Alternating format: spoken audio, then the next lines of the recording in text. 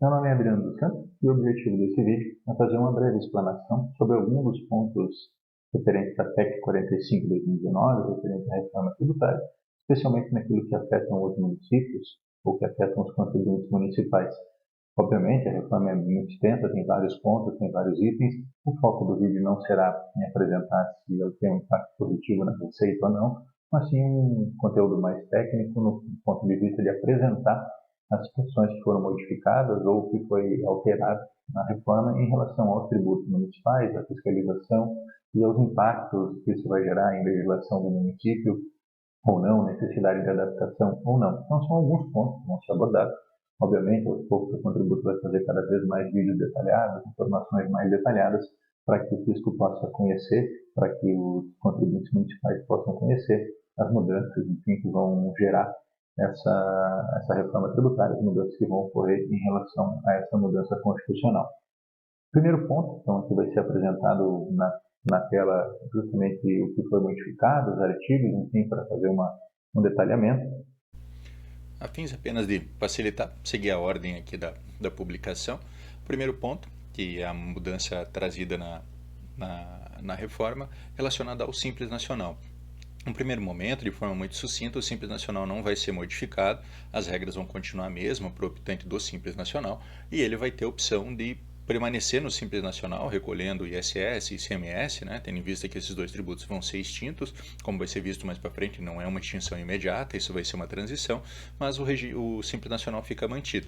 Ainda não há muita clareza como que vai se dar uma possível transição no futuro, quando esses tributos de fato deixarem de existir, mas durante a transição o Simples Nacional vai se manter intacto, vamos dizer assim. Claro que podem ocorrer leis complementares no decorrer do tempo que venham a modificar, mas a ideia é o Simples Nacional se manter intacto, não haver nenhum tipo de mudança. O próximo artigo que traz mudança para os municípios é o artigo 149A, que é o artigo da Constituição que trata sobre a COSIP, ou a CIP, a Contribuição de Iluminação Pública. Os municípios também vão poder instituir a COSIP, ou seja, a CIP, esse tipo de contribuição, para custear sistemas de monitoramento das ruas do município. Então vai ser acrescida essa possibilidade. Hoje o município só pode usar os recursos para pagar a iluminação pública, vai poder usar os recursos desse tributo também para custear sistemas de monitoramento. Então aqui, passando, como eu citei, a ideia é só fazer uma abordagem dos pontos principais.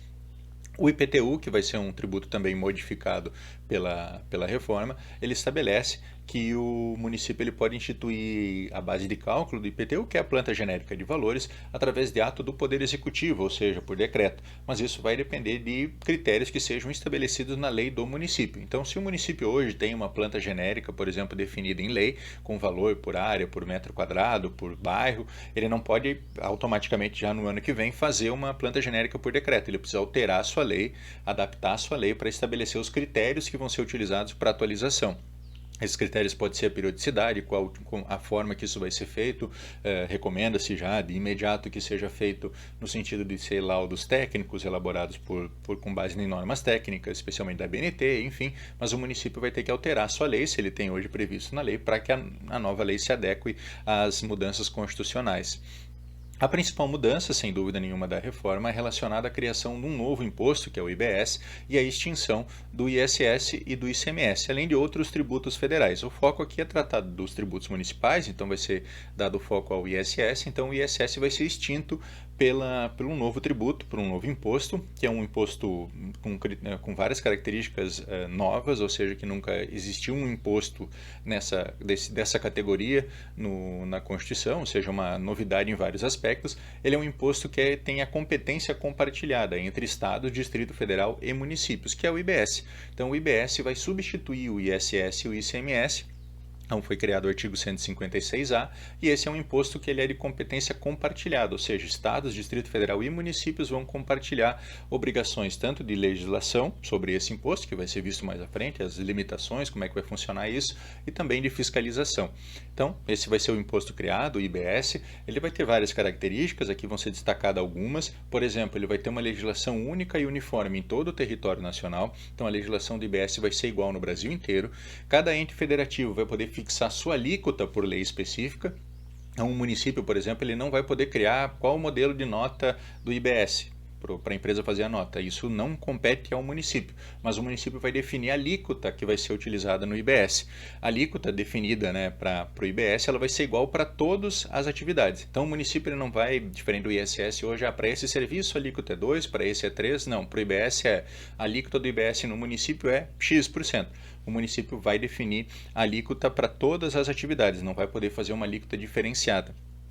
O IBS ele vai ser cobrado no destino, ou seja, se o que importa para definir a alíquota que vai se aplicar sobre o IBS é o destino, ou seja, aquele que adquiriu o produto, aquele que recebeu o serviço, né? O município para onde foi destinado que vai ser aquele que vai ser utilizado no cálculo da alíquota. Então vai ser o somatório das alíquotas para o destino da operação. Daqui a pouco eu já vou tratar aqui que isso não é imediato, tem uma transição para acontecer tudo isso, né? Mas essa é a regra constitucional, depois vem a DCT, que vai tratar das regras constitucionais transitórias. Então, só para tratar, né, essa é a regra conceitual, mas não é imediatamente, não é já agora, já mês que vem, ano que vem que o município tem que fazer isso. Não, vai haver toda uma transição para chegar nesse cenário, mas esse é o cenário que seu objetivo é chegar. Tá? Então, vai ser o somatório das alíquotas e a operação vai ser no destino. Como que vai ser a alíquota? O município vai poder definir qual que é a alíquota, como é que vai funcionar? Uma resolução do Senado Federal que vai determinar as alíquotas, então vai ter uma alíquota de referência. Então, cada município, cada estado vai ter uma alíquota de referência. E essa alíquota, inclusive, vai se aplicar caso o município não tenha lei específica. Então, se o município não quiser fazer lei, segue a alíquota base definida pelo Senado. Se o município quiser fazer, pode fazer uma lei para definir a alíquota dentro das referências apontadas pelo Senado Federal. Então, essas é as limitações para o município em relação à alíquota. O ponto importante é que o município perde competência legislativa, ou seja, o município ele não vai poder legislar sobre o ISS. O município vai perder poder de legislar sobre o ISS, que o ISS vai deixar de existir, então o município não vai legislar mais. Quem vai legislar sobre o IBS é um órgão que vai ser criado, denominado Comitê Gestor do Imposto sobre Bens e Serviços, IBS, e ele que vai definir as regras e ele que vai ser o responsável por arrecadar o imposto e distribuir conforme a alíquota de cada município, e ele que vai decidir o contencioso administrativo. Então é esse comitê gestor que vai criar todas as regras e vai ser o responsável por fazer a legislação infralegal, vamos dizer assim, seria os decretos atuais sobre o ISS, por exemplo, do município, as instruções normativas do município, tudo isso o município não vai ter mais atribuição, não vai ter competência para regular isso. Quem vai regular isso vai ser esse comitê gestor do imposto. Qual que é o objetivo desse comitê gestor, só para demonstrar o conceito? A ideia é que o contribuinte, o empresário, ele declare o imposto só para um lugar e as alíquotas, as regras que se aplicam a esse imposto fiquem definidas, né, sejam distribuídas pelo comitê gestor que vai ser criado para isso, sem que o contribuinte precise, vou pagar a minha parte do IBS para o município X, para o estado Y, depois eu vou vender para outro município, eu vou ter que ir lá na lei daquele município ver qual que é a regra. A ideia é justamente concentrar tudo num órgão só, para que o empresário, o contribuinte, declare tudo para um órgão só. E esse órgão recebe o valor, aí sim ele distribui para os municípios. Seria basicamente esse o conceito. Então, por isso que esse órgão vai concentrar todas as regras de administração. Não vai ser detalhado aqui como que vai funcionar a composição do comitê, mas o município vai ter representação e tudo mais dentro desse comitê gestor do IBS. Qual que é o ponto importante aqui em relação ao ISS e ao IBS? O município ele vai perder praticamente toda a competência dele de legislar sobre o ISS, que vai ser extinto, e não vai poder legislar sobre o IBS, que vai substituir o ISS. Todavia, o município vai manter a competência de fiscalizar. Um fisco municipal vai poder continuar a fiscalizar os contribuintes para verificar se eles recolhem corretamente o IBS, que é o tributo que vai substituir o ISS. Então o município vai poder fiscalizar todos os prestadores de serviço, que hoje o município já fiscaliza, conforme as novas regras referentes ao IBS. Além disso, o município também vai ter que fiscalizar no seu território, naqueles que venderem para o município, aqueles que hoje não são contribuintes do ISS, por exemplo, quem vende mercadoria, quem faz alocação, que atualmente não é fato gerador do ISS, são contribuintes novos, que não são da rotina do fisco, que vão passar a ser fiscalizados também pelo município. E por que vai ser de grande importância o fisco municipal para poder fazer essa fiscalização? Porque para fiscalizar, para poder verificar documentos, para verificar dados, a própria Constituição reservou isso exclusivamente para a administração tributária dos municípios.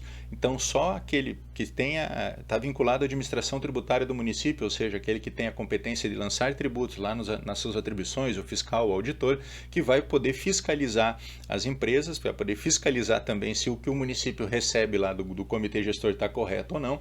Então, o fisco do município ele vai ter novas atribuições, entre elas acompanhar realmente se a distribuição do comitê gestor está correta ou não para o município. Então, ele além de fiscalizar os contribuintes, vai ter que acompanhar também a situação da distribuição lá no comitê, e só o fisco vai poder fazer isso. Isso ficou uma prerrogativa dentro da Constituição.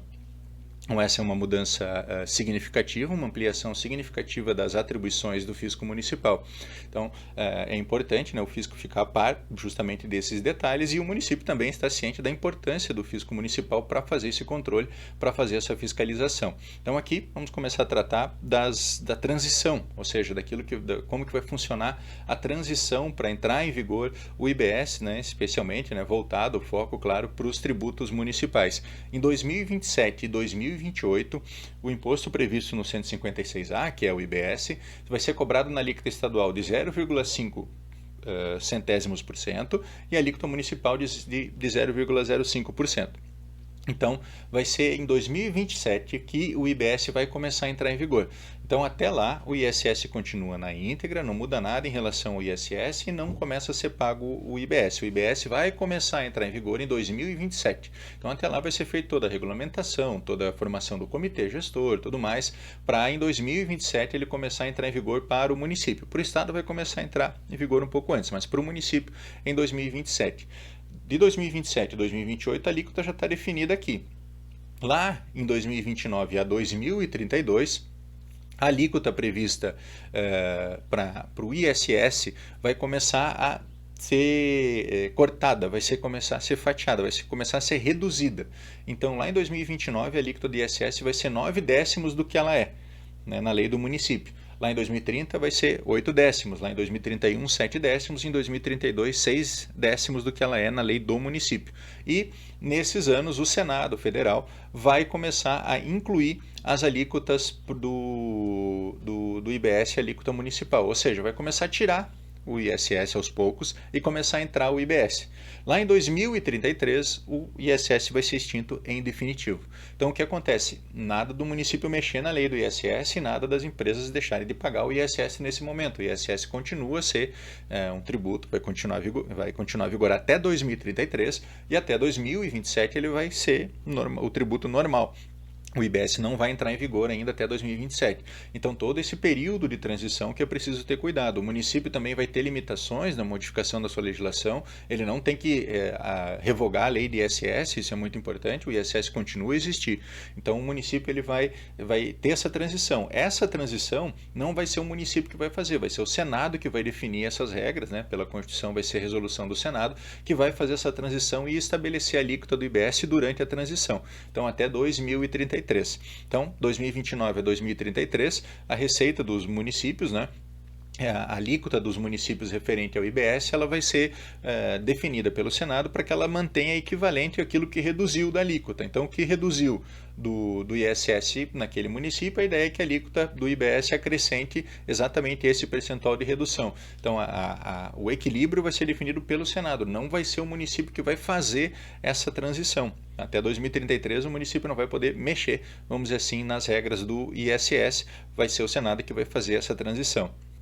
A lei complementar vai estabelecer, esse ponto é uma mudança constitucional também significativa, a lei complementar vai estabelecer normas gerais aplicáveis a administrações tributárias da União, do Estado, do Distrito Federal e dos municípios.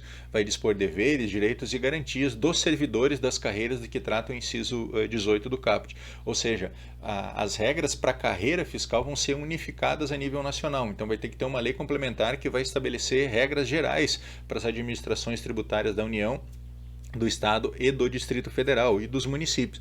Então a carreira tributária dos fiscais do município vai ter muito mais relevância ainda, porque vão ter regras nacionais para estabelecer os critérios, os cuidados, enfim, como que vai funcionar a administração tributária, justamente porque a importância vai ser muito significativa do fisco municipal para a fiscalização do IBS e para as receitas do município, porque somente eles vão poder acompanhar, fazer esse acompanhamento. Então essas são algumas das mudanças trazidas pela reforma tributária, passando aqui o texto só para vocês verem como são inúmeras as mudanças, as modificações tratadas do fundo, são valores aqui de compensação. Então, obviamente, o objetivo aqui é só fazer um resumo das principais mudanças. Então, essas são as mudanças da reforma tributária. A Contributo vai disponibilizar vídeos no decorrer dos próximos meses, enfim, conforme a aplicação, discussões referentes à reforma, para deixar os contribuintes municipais e o fisco municipal informados sobre as mudanças.